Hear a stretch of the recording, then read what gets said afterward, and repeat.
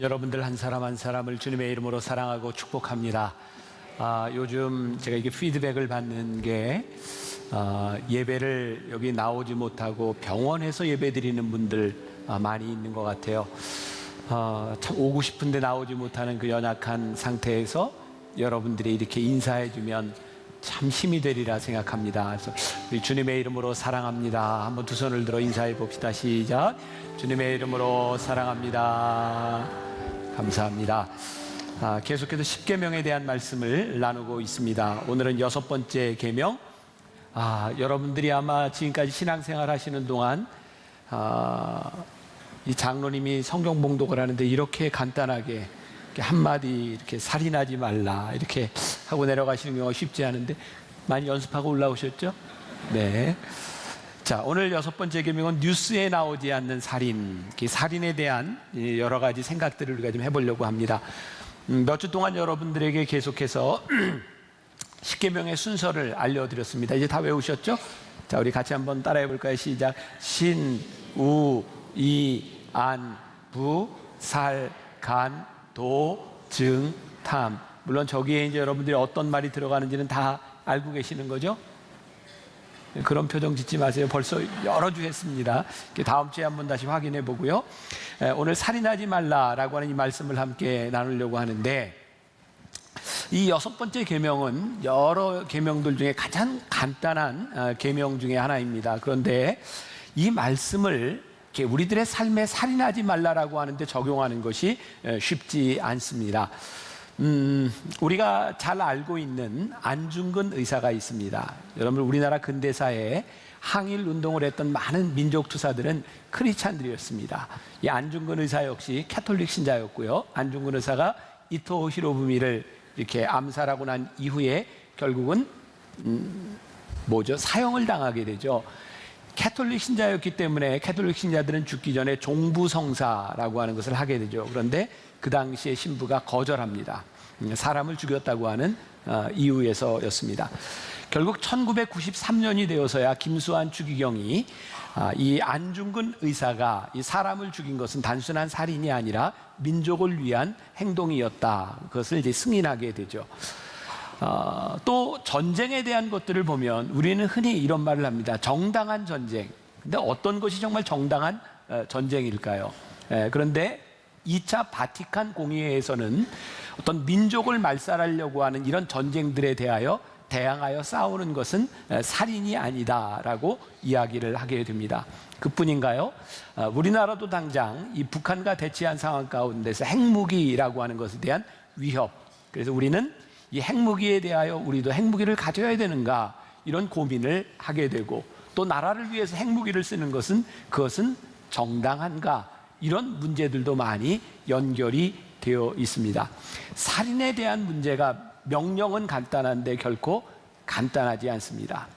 스캇 솔즈가 쓴 예수님처럼 친구가 되어주라라고 하는 그 책에서 스캇 솔즈는 낙태에 대한 문제를 언급하고 있습니다. 이것 또한 굉장히 힘든 문제입니다.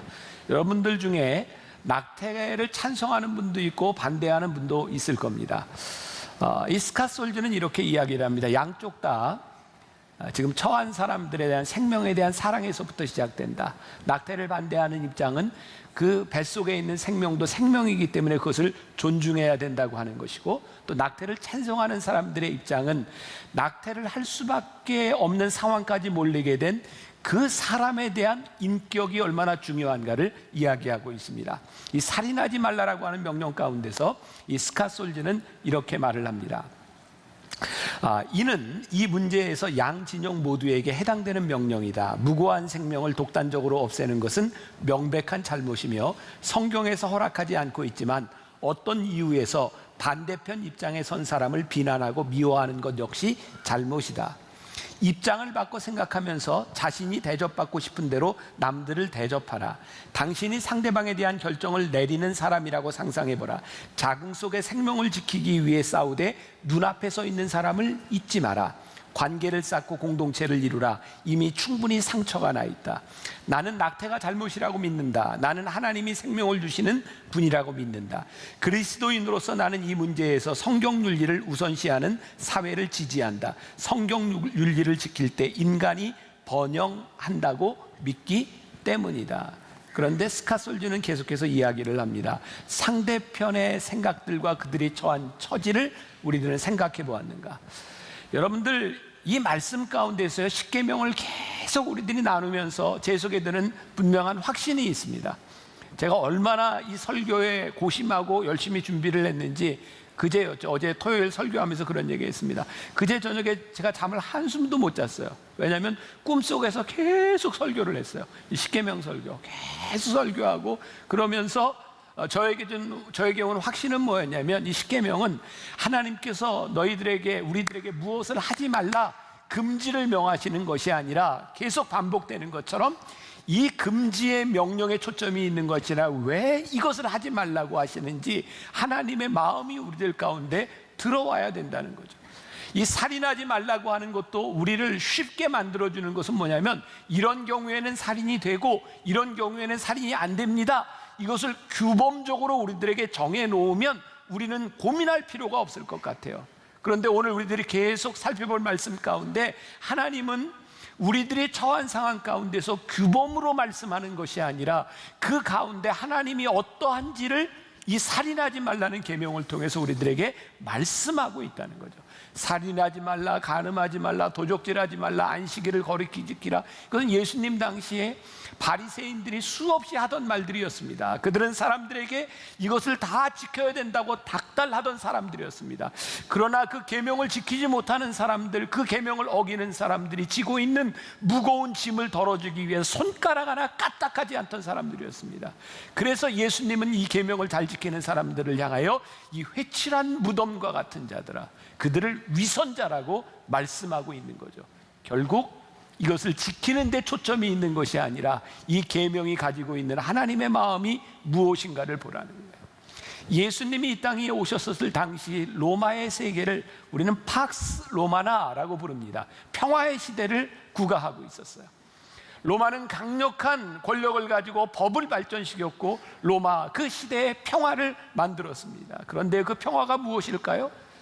누군가 기득권을 가지고 있었던, 힘을 가지고 있었던 사람들의 질서에 의해서 힘을 가지지 못한 사람들이 일방적으로 희생하고 굴종하는, 힘에 복종하는 것을 통하여 평화가 만들어지고 있었어요. 그래서 그 당시에 마치 나치의 히틀러가 얘기했던 것처럼 이 로마를 번성하기 위하여, 우리가 살고 있는 이 사회를 번성하게 하기 위하여 죽어야 될 자들, 예를 들어서 장애를 안고 태어난 아이들은 죽이라, 살 가치가 없다고 생각하는 사람들은 죽이라. 이것이 그 당시에 팍스 로마나, 권력을 가지고 평화를 유지하는 방법이었습니다. 그런데 예수님이 오시고 나서부터 AD 3세기경부터 로마에 놀라운 변화가 일어나기 시작합니다.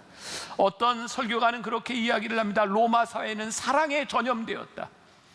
이 아이는 죽어도 된다고 생각하는 그 아이에 대하여 크리스찬들이 이야기하기 시작했습니다. 제발 그 아이를 죽이지 마십시오. 우리가 그 아이들을 돌보겠습니다.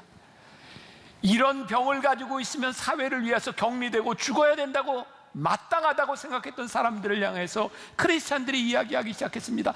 그들을 죽이지 마십시오. 우리가 그들을 돌보겠습니다. 크리스찬들은 당시 팍스 로마나, 평화를 깨는 사람들이었습니다. 왜 그랬을까요? 그들이 살고 있는 사회 가운데 하나님의 마음이 들어오기 시작했을 때 그들은 하나님의 마음으로 세상을 보기 시작했기 때문이죠. 오늘 이 살인하지 말라라고 하는 것은 단순히 우리가 사회적으로 가지고 있는 가치 통념을 가지고 사람을 죽이지 말라고 하는 계명이 아니라 하나님께서 우리를 바라보며 생명을 어떻게 보시는가, 하나님의 관점에서 우리들이 보아야 될 내용이 오늘 십계명의 말씀입니다. 살인은 나쁜 것입니다. 먼저 첫 번째 이유를 든다고 한다면 이 중에 누구도 죽기를 원하는 사람이 있지 않다는 겁니다. 우리는 살해당하기를 원치 않습니다. 누군가 우리를 죽인다면 그것은 우리가 하기 싫은 일을 하는 것이기 때문에 그것은 명백히 잘못된 일입니다. 또한 생명이 하나님께 있다고 성경은 끊임없이 우리들에게 말씀하고 있기 때문에 우리들이 누군가의 생명을 앗아간다면 그것은 하나님의 것을 도적질하는 일이기 때문에 그것은 옳은 일이 아닙니다. 오늘 말씀이 굉장히 간단하죠. 살인하지 말라. 6번째 계명입니다. 혹시 여러분들 지난주의 말씀 기억하세요? 지난주의 말씀이 뭐였죠? 간음하지 말라. 제가 이 말씀을 가지고 이 명령에는 주어와 서술어가 없다라고 말을 했습니다. 남자 여자에 대한 문제가 아니라고 얘기했습니다. 여기 살인하지 말라라고 하는 말도 주어와 서술어가 목적어가 없습니다. 이유는 무엇일까요? 이 살인에 대한 정의가 단순하지 않다는 겁니다. 그래서 오늘 우리는 아주 중요한 것을 배우게 되는데, 제가 간단하게 언급하겠지만 여러분들이 나무 공동체 모임에서도 이렇게 한번 나눠볼 수 있으면 좋겠어요. 성경에는 사람을 죽이다, 살인하다라고 하는 동사가 여러 개가 쓰이고 있는데 오늘 여기에서 사용하고 있는 히브리어는 라차흐라고 하는 단어입니다. 이 말은 잊어버리셔도 괜찮아요. 저도 뭐 이제 금방 잊어버릴지 몰라요. 라차흐. 여기에서 사용하고 있는 이 말씀이 성경 곳곳에 살인하지 말라고 하는 것으로 사용되고 있는데 그것을 살펴보면 이 범위를 우리들이 알 수 있기 때문입니다. 첫 번째, 고의적인 살인에 대하여 민수기 35장에는 살인에 대한 이야기들이 나오고 있어요. 먼저 35장 20절, 21절, 30절을 우리 같이 한번 읽어보겠습니다. 다 같이 시작. 만일 미워하는 까닭에 밀쳐 죽이거나 기회를 엿보아 무엇을 던져 죽이거나 악의를 가지고 손으로 쳐 죽이면 그 친자는 반드시 죽일 것이니 이는 살인하였습니다. 피를 보복하는 자는 살인자를 만나면 죽일 것이니라. 사람을 죽인 모든 자, 곧 살인한 자는 증인들의 말을 따라서 죽일 것이나 한 증인의 증거만 따라서 죽이지 말 것이요. 자, 여기에 아주 무서운 말씀이죠. 그리고 여기에 아주 합법적으로 성경은 사형제도를 인정하고 있는 것으로 나옵니다. 그러니까 사람을 죽인 자는 죽일 것이니라. 그런데 그 증인이 있을 때 살인한 자를 죽일 것이니라. 근데 우리가 여기에서 아주 중요하게 깨달아 알아야 되는 것이 있습니다. 당시 근동 사회에서는요, 누가 사람을 죽이잖아요. 그러면 그 죽인 사람의 보복을 하기 위해서 온 가족을 다 죽입니다. 그것이 그 당시에 가지고 있었던 근동 지방의 법입니다. 오늘 이 말씀은 당시 사회에서 살인한 자만 죽일지니라 라고 하는 말은 사형 제도에 대한 단순한 허용, 합법에 대한 문제가 아니라 다른 사람의 생명을 지키기 위하여 그 사람만 죽이라 라고 하는 것이 당시 사회를 이해할 수 있는 중요한 단서가 되는 것이기도 합니다. 그리고 오늘 말씀을 통해 여기에 나오는 중요한 말은 이 살인은 고의적인 살인을 이야기하고 있습니다. 누가 일부러 의도를 가지고 사람을 죽였을 때의 합법적인 사형제도를 이야기하고 있는 거죠. 그런데 이 라차흐, 사람을 죽이다라고 하는 말이 다른 용법에서도 사용되고 있는데 그것은 과실로 사람을 죽였을 때입니다. 민수기 35장 26절부터 28절까지 말씀을 같이 한번 봉독해 봅니다. 아주 여러분들이 좀 배우고 알만한 말씀입니다. 같이 시작.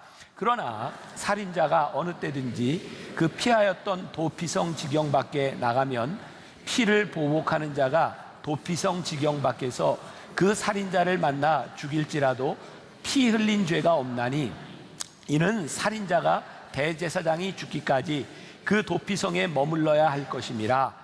대제사장이 죽은 후에는 그 살인자가 자기 소유의 땅으로 돌아갈 수 있느니라.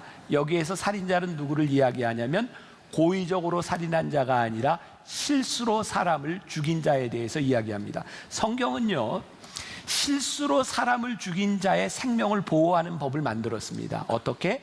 도피성이라고 하는 곳에 들어가서 피해 있어라. 그런데요, 지금 우리가 읽은 말씀 가운데 어떤 예외가 있냐면 도피성에 피해 있는 사람이 나왔다가 사람을 죽인 자를 만날 경우에, 가족을 만날 경우에 그 사람을 죽여라, 이거 괜찮다 이 말입니다. 그러니까 죽지 않으려면 어디 있어야 돼요? 도피성에 있어야 되는 거예요. 언제까지 있어야 되냐면 대제사장이 죽을 때까지 거기에 있어야 된다는 겁니다. 이건 무슨 의미일까요? 사람의 생명을 보호할 뿐만 아니라 이 사람을 고의가 아닌 실수로 죽였지만 이 사람은 도피성에 있으면서 감금 생활을 하는 겁니다. 지금으로 이야기하면 형무소에서 생활을 하게 되는 거죠. 지금 우리가 살고 있는 이 사회 가운데서 고의적인 살인이 아닌 실수로 사람을 죽이는 예를 제일 많이 볼 수 있는 게 뭔가요? 우리 사회에서 교통사고죠. 교통사고. 매해마다 이게 지금 숫자가 달라지지만 여러분, 우리나라에 1년에 평균 몇 명 정도가 교통사고로 죽을 것 같습니까? 틀려도 괜찮아요. 대답해 보세요. 이게 2010년 통계에 의하면 5,900명이 넘는 사람이 1년에 교통사고로 죽습니다. 이게 OECD 평균의 2배 정도 되는 일입니다. 왜 이런 교통사고로 사람들이 이렇게 많이 죽어갈까요? 이 교통사고는 고의가 아니기 때문에 너무 쉽게 합의가 되기도 하고 처벌을 받지 않기도 합니다. 여러분이 사고를 낼 수 있는 가능성과 사고를 당할 수 있는 가능성이 우리 모두에게 있기 때문에 이것이 우리들의 일이라면 그렇게 쉽게 말할 수 있는 것은 아니지만, 고의가 아닌 실수라 할지라도 사람을 죽이는 일들에 대하여 우리들의 생명을 다루는 일을 너무 경시하고 있지 않은가. 그래서 이 부분에 대해서는 조금 법이 더 강화돼야 되지 않는가라는 생각도 하게 됩니다. 제가 이 말씀을 계속 십계명에 대한 말씀을 여러분들과 나누면서 저와 여러분들이 깨닫게 되는 분명한 확신이 있을 거라고 생각하는데, 하나님의 말씀이 이 사회를 바꿀 수 있다는 확신이 저에게는 이 말씀을 계속 준비하면서 저에게 드는 거예요. 이 사회가 안고 있는 문제, 생명 경시의 풍조에 대한 문제들, 그리고 간음하지 말라고 하는 문제들, 거짓말하지 말라고 하는 문제들, 이 모든 것들이 정말 하나님의 말씀 가운데 이 나라와 이 민족이 바로 서면 이 나라와 이 민족이 제대로 되겠구나. 우리들에게 이 마음에 확신이 없다면 이 십계명은 우리들에게 무의미할지 몰라요. 그리고 이 말씀을 듣는 자들이 이 사회를 바꾸어가고 하나님의 나라를 만들 수 있다고는 확신이 있어야 우리들이 이 확신을 가지고 말씀을 전할 수 있지 않겠습니까? 저는 이 기간 동안 우리들에게 이 확신이 생길 수 있기를 간절히 바라는 마음이에요.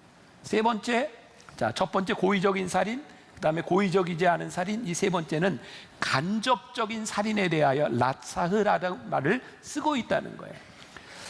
열왕기상 21장 19절에 나오는 말씀인데요, 같이 한번 읽어보겠습니다. 열왕기상 21장 19절 시작. 너는 그에게 말하여 이르기를 여호와의 말씀이 내가 죽이고 또 빼앗았냐고 하셨다 하고, 또 그에게 이르기를 여호와의 말씀이 개들이 나봇의 피를 핥는 곳에서 개들이 내 피 곧 내 몸의 피도 핥으리라 하였다 하라. 이게 지금 무슨 말인지 모르는 분들이 있을지도 몰라요. 엘리야가 아합 왕에게 가서 한 이야기예요. 엘리야도 모르고 아합 왕도 모르는 분이라면 제가 지금 마음이 좀 답답한데, 여러분들 이 성경을 열왕기상 좀 보시면 이 내용을 잘 알 수 있어요. 아합 왕은 그 당시 이스라엘의 가장 악한 왕 중에 하나였고요, 그를 악하게 만들었던 것은 이방 여인 이세벨을 아내로 맞아들이면서부터입니다. 아합 왕이요, 자기 궁전 옆에 있던 나봇의 포도원이 마음에 들었는데 나봇이 그것을 팔지를 않습니다. 그래서 이세벨이 계략을 꾸미죠. 반역자로 몰아서 증인들을 데려다 증거하게 하고 나봇을 죽입니다. 그리고 그 당시에 반역자가 죽으면 재산은 왕에게 귀속되게 되어 있었습니다. 근데 엘리야가 와서 아합에게 이야기하는 거예요. 내가 그를 죽였다는 거예요. 실제로 아합은 그 사람을 죽이지 않았지만 네가 그 재산을 갈취하기 위하여 사회적 약자를 죽이게 한 간접 살인 역시 라사흐, 네가 사람을 죽인 것이다 라고 말하고 있는 겁니다. 여러분, 이 성경은 우리들에게 사회적인 약자에 대해 우리들이 그들의 삶의 가능성을 빼앗는 사회적 간접 살인, 라사흐, 그것도 살인이라고 말씀하고 있는 겁니다. 네 번째, 라사흐는 또 다른 용례로 혼을 죽이는 것, 인격을 살해하는 것에도 라사흐라고 하는 말이 사용되고 있습니다. 신명기 22장 25절부터 27절까지 말씀, 우리 같이 한 목소리로 봉독해 봅니다. 만일 남자가 어떤 약혼한 처녀를 들에서 만나서 강간하였으면 그 강간한 남자만 죽일 것이요, 처녀에게는 아무것도 행하지 말 것은 처녀에게는 죽일 죄가 없습니다. 이 일을 사람이 일어나 그 이웃을 쳐 죽인 것과 같은 것이라. 남자가 처녀를 들에서 만난 까닭에 그 약혼한 처녀가 소리질러도 구원할 자가 없었음이니라. 자, 이 상황을 이해를 하시겠어요? 당시 약혼한 여자가 있었는데 들에서 어떤 남자에게 강간을 당한 거예요. 그러면 그 남자를 쳐 죽여라. 왜냐하면 강간을 당하는 순간에 이 사람이 누군가에게 쳐 죽인 것 같은 죽임을 당했다는 거예요. 당시 약혼을 한 여자가 강간을 당한다고 하는 것은 그의 삶에서 삶의 의미를 상실하는 일이고, 어쩌면 더 이상 시집을 갈 수 없는 시대 가운데서 그 당시 시대에서 누구에게도 도움을 받을 수 없는 수치스러움으로 평생을 살아가야 되고 그의 삶의 의미를 상실하게 만드는 것, 이거 살인이다. 성경이 동일한 라사흐라고 하는 단어를 사용하고 있다는 사실이에요. 그런데 이 말씀이 신약으로 넘어오면 조금 더 나아갑니다. 자, 마태복음 5장 21절부터 22절까지 말씀 같이 봉독합니다. 시작. 옛사람에게 말한 바 살인하지 말라, 누구든지 살인하면 심판을 받게 되리라 하였다는 것을 너희가 들었으나 나는 너희에게 이르노니 형제에게 노하는 자마다 심판을 받게 되고 형제를 대하여 나가라 하는 자는 공회에 잡혀가게 되고 미련한 놈이라 하는 자는 지옥불에 들어가게 되리라. 자, 예수님께서 하신 말씀이에요. 옛사람들은 살인하지 말라, 누구든지 살인하면 심판을 받게 되리라 라고 말씀했는데 나는 너희에게 말하노니 형제에게 나가라 하고 말하는 사람 그도 지옥불에 들어가리라. 나가 무슨 말이에요? 나가라 하는 말은 바보야 이런 말입니다. 바보야. 제가 어렸을 때 초등학교 다닐 때 학생들끼리 그런 말을 많이 썼습니다. 이게 일제의 잔재였죠. 이 빠가야로. 제가 그냥 옛날에 썼던 말이라 지난번 일본 TD 갔다가 일본 사람들하고 얘기하다가 전 농담 삼아 빠가야로 했다가 굉장히 지적을 받았어요. 이게 굉장히 큰 욕이라 그러더라고요. 이게 빠가야로. 함부로 쓰지 말라고. 이게 빠가야로가 뭐냐면 이 바보 같은 놈, 아주 욕입니다. 이게 성경이 우리들에게 뭐라고 얘기합니까? 누군가를 향해 그의 인격을 모독하는 것, 그 살인이다. 김남준 목사님이 이 부분에 대해서 설교를 하면서 이런 글을 썼습니다. 칼에 묻은 피와 욕하는 입술에 묻은 침은 같다. 칼에 묻은 피와 욕하는 입술에 묻은 침은 같다. 오늘 이 살인하지 말라고 하는 말씀 가운데 그 인격에 대하여 욕을 하는 걸 성경이 왜 살인이라고 말을 하고 있는가? 하나님께서 우리를 지으시고 우리를 하나님의 것이라고 말씀하고 있는데 하나님의 성전에 대하여 우리들이 욕을 하고 인격을 모독하는 것은 하나님을 모독하는 것이다. 그러니까 성경은 살인하지 말라고 하는 이 말이요, 훨씬 더 다른 차원의, 단순히 누구를 죽이지 말라고 하는 금지의 차원에 있는 것이 아니라 하나님께서 만드시고 하나님께서 주신 생명을 가진 자들에 대하여 하나님께서 얼마나 우리를 소중하게 여기시느냐를 우리들에게 알기를 원하시는 것이 살인하지 말라고 하는 계명인 거죠. 창세기 4장에 보면 인류 최초의 살인이 나와 있습니다. 가인이 동생 아벨을 돌로 쳐서 죽인 것이죠. 이유는 가인과 아벨이 하나님께 다 제사를 드렸는데 하나님께서 아벨의 제물만 받으신 거예요. 가인이 화가 났어요. 질투심이 생겼어요. 그래서 동생을 죽입니다. 하나님께서 가인을 부르십니다. 가인아, 내 동생 아벨이 어디 있느냐? 그랬더니 가인이 알지 못한다고 대답하죠. 하나님께서 이렇게 말씀하십니다. 가인아, 네 동생 아벨의 핏소리가 나에게 들렸느니라. 무서운 이야기입니다. 그 핏소리가 나에게 들렸다. 그런데 여기에서 우리가 이해할 수 없는 것이 나옵니다. 우리가 지금까지 들었던 말씀과 비추어서 이해할 수 없는 것은 가인이 아벨을 죽인 후에 하나님께 징계를 받고 쫓겨나게 되는데 하나님께서 가인을 보호해 주십니다. 네가 어디를 가든지 너를 누구도 해하지 못하리라. 사람을 고의적으로 죽인 자에 대해서 죽이는 것을 사형제도를 합법적으로 허용하고 있었던 구약시대에 가인의 생명을 보호해 주신다고 하는 것은 성경이 이게 이율배반적이 아닌가. 제가 사실 이 말씀을 놓고 굉장히 고민했어요. 그리고 제가 깨닫게 된 것이 있습니다. 하나님께서는 합법적인 사형제도에 대하여 그것에 초점을 두고 계신 분이 아니라 생명에 대해 초점을 두고 계시다. 생명을 보호하기 위하여 사형제도를 허락하셨지만 그 사형을 당해야 되는 그 사람의 생명도 하나님의 허락이 없이는 아무도 손댈 수 없느니라. 그것이 하나님께서 우리 인간들 생명들에 주시는 마음이라는 거예요. 요즘 이 사회에 하나의 논쟁거리가 되었죠. 사형제도를 폐지해야 되느냐 아니면 존속해야 되느냐. 우리나라가 공식적으로 사형제도가 폐지되지는 않았지만 실제적으로 사형을 집행하지 않는 나라가 되었습니다. 중요한 것은요, 사형제도를 폐지하느냐 마느냐 이것을 이분법적으로 만들어 놓는 것이 아니라 사람을 죽인 자에 대한 생명도, 또 사람을 죽인 자에 대한 생명에 대한 사형제도를 함으로 인하여 하나님께서 어떻게 생명을 보호하기를 원하시는가, 하나님의 마음들이 우리 안에 들어와야 된다는 거예요. 저는 그런 생각이 드는 거예요. 누군가의 생명에 대해서 심판을 내려야 되는 그 판사들, 검사들, 변호사들 마음 가운데 우리 인간들이 가지고 있는 법적인 잣대가 아니라 하나님의 말씀을 가지고 생명을 바라볼 수 있는 마음을 가지고 우리들이 그들을 바라보기 시작할 때 정말 그것이 하나님이 원하는 일이 아닐까. 그래서 이 말씀이 우리들에게 능력이고 이 말씀이 우리의 사회를 바꿀 수 있는 일이구나. 여기서 조금 더 나아갑니다. 야고보서 4장 17절 우리 같이 한번 봉독해 볼까요? 야고보서 4장 17절 그러므로 사람이 선을 행할 줄 알고도 행하지 아니하면 죄니라.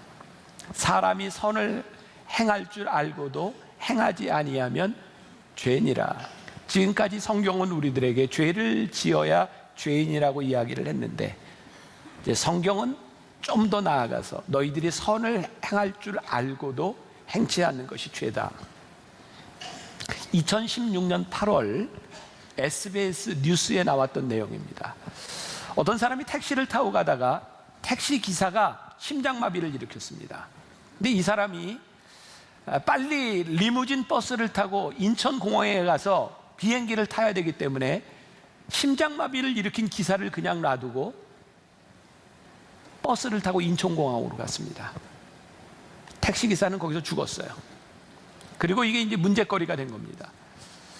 과연 이 사람이 아무리 바쁘다지만 심장마비를 일으킨 그 버스기사를 돌보지 않고 119에도 연락하지도 않은 것이 이게 정말 허용할 수 있는 일인가? 이 사람은 대전에서 택시를 타고 버스를 타는 그곳에 자기가 들고 있는 골프클럽을 가지고 비행기 시간 놓칠까봐 그 사람이 죽어가는데 연락도 하지 않고 신고도 하지 않고 그냥 떠나간 거예요. 논쟁이 붙었는데 결과는 이 사람이 도덕적으로 비난을 받을 만하지만 그 사람을 돌보지 않은 것에 대하여 법적으로 처벌할 근거가 없어서 무죄라. 그래서 요즘 사마리아인 방지법, 이런 법을 이렇게 우리들이 해야 된다고 하는 것들이, 법 개정을 해야 된다는 것들이 나오기도 하지요. 지금 무슨 이야기예요? 이 사회는, 우리가 살고 있는 이 세상은 우리가 무관심한 것에 대하여 우리들이 죄를 짓지 않았으면 그것이 죄가 아니다라고 말씀하는데, 성경은 우리들에게 뭐라고 말씀하시냐면 우리들에게 주어진 고귀한 생명들 가운데 너희들이 무관심한 것, 그것이 죄라고 말씀하고 있는 거예요. 예수님께서 우리들에게 뭐라고 말씀하셨는가? 마태복음 5장 43절에서 44절 우리 같이 봉독합니다. 또 내 이웃을 사랑하고 내 원수를 미워하라 하였다는 것을 너희가 들었으나 나는 너희에게 이르노니 너희 원수를 사랑하며 너희를 박해하는 자를 위하여 기도해라. 제가 미국에서 공부할 때, 선교학을 공부할 때 제일 많이 들었던, 선교학에서 나왔던 말들 중에 저에게 가장 큰 임팩을 주고 제 삶에 영향을 주었던 말이 뭐냐면 upside down kingdom이라는 말이었어요. 하나님의 나라는 upside down, 거꾸로 된 나라다. 지금 우리들이 살아가고 있는 사회적 가치를 전도한 그 나라가 하나님의 나라다. 우리가 꿈꾸는 하나님의 나라는 지금 우리들이 살아가고 있는 사회적 통념에서 살아가는 것이 아니라, 우리들이 생각하는 죄에 대한 그런 개념에서 살아가는 것이 아니라, 이 세상을 뒤바꾸는 하나님의 나라, 하나님의 나라를 꿈꾸는 우리들에게 이 살인하지 말라라고 하는 계명은 아주 다르게 우리들에게 다가오는 말씀인 거죠. 제가 말씀을 준비하면서 보았던 책 중에 로라 슐레징어 그리고 스튜어트 보젤 부부가 쓴 10계명에서 배우는 인생이라는 책이 있었습니다. 거기에 2차 대전을 지나면서 살해당한 600만의 유태인에 대한 이야기를 하면서 600만 플러스 1이라고 하는 말을 합니다. 당시 유럽에 있는 사람들이 언제부터인가 유태인들의 학살을 방조하기 시작했습니다. 100만, 200만, 300만, 400만 사람들이 죽어가면서 이제 한 사람을 죽이는 것은 600만 플러스 1밖에 되지 않습니다. 그 사람들은 쉽게 죽음에 대해 방조합니다. 그런데 이렇게 반문합니다. 600만 플러스 1이 단순한 유태인이 아니라 그 사람이 여러분들의 가족이라면 플러스 1입니까? 우리는 너무나 쉽게 누군가의 죽음에 대하여 이야기하는데 그것이 나의 가족이고 나의 형제고 나의 피부치라면 우리는 그 죽음에 대하여 그렇게 쉽게 이야기할 수 있는 겁니까? 다음 주에 저희가 모스크바로 갑니다. 3년 전에요. 제가 유학생들을 위한 집회를 갔다가 그 선교사님들의 이야기를 들었어요. 소련이 개방되고 정말 많은 선교사들을 보냈는데 이제 그 소련 연방이 이렇게 해체되면서 그리고 소련에는 푸틴이라고 하는 지도자가 생기면서 선교사들이 너무너무 많은 어려움들을 겪게 됐고 추방을 당하고 그리고 언제부터인가 한국에 대한 후원도 그치게 되고 그리고 그 선교사님들이 몇 년 동안 한 번도 모일 기회가 없었다는 거예요. 제가 3년 전에 약속했거든요. 우리 교회에서 올게요. 그리고 올 초에 약속한 분들에게 전화를 했더니 그분들이 제가 직접 전화한 게 아니라 우리 선교팀들이 전화를 했더니 뜨하게 받는 거예요. 왜냐하면 그분들은 약속했지만 우리가 지키리라고 생각을 안 했던 거예요. 왜? 그렇게 약속만 하고 지키지 않았던 사람들이 많으니까. 그래서 이번 주에 우리 주양기 팀도 가고 우리 선교팀이 갑니다. 그리고 그때 우리 선교팀들하고 이런 이야기를 해서 하나님 우리 교회 축복해 주셔서 우리 교회에 참 많은 일들 합니다. 여러분 우리 교회가 선교와 구제로 1년에 50억 이상을 씁니다. 많은 헌금들을 우리가 잘 쓰고 있어요. 그런데 선교사님들을 이 돌보는 일들은 그냥 헌금 예산이 아니라 우리 교인들의 마음을 가지고 좀 섬겼으면 좋겠다. 돈이 아니라 우리들의 마음으로 섬겼으면 좋겠다. 저는 지난해부터 하나님께서 우리 만나교회와 저와 이 교회에 주신 가장 큰 축복 중에 하나가 한샘 지원금이라고 생각합니다. 돈의 액수가 대한 문제가 아니라 우리 가족들이 야 오늘 우리 밥 먹은 셈 치고 이거 가지고 선교사님이 위로하고 정말 힘든 사람을 우리가 돕고 우리 커피 한 잔 마신 셈 치고 우리들의 마음과 우리의 희생이 있기 때문에 그것이 무관심이 아니라 우리들의 관심이 거기에 가 있기 때문에 그것이 하나님이 우리들에게 주신 축복이라는 생각이 들어요. 무슨 얘기인지 아세요? 나갈 때 한샘 치고 헌금 하라는 얘기예요. 알아들으셨어요? 아세요. 그리고 저도 이제 한 주간 선교사님들과 함께 이제 지나고 올 텐데 그러면 단순히 이런 선교사님들에 대한 이야기가 아니라 하나님이 우리들에게 주시는 생명에 대하여 무관심하지 말아라. 너에게 주어진 네가 그 사람이다 라고 하는 말씀을 여러분들의 마음으로 들을 수 있으면 좋겠습니다.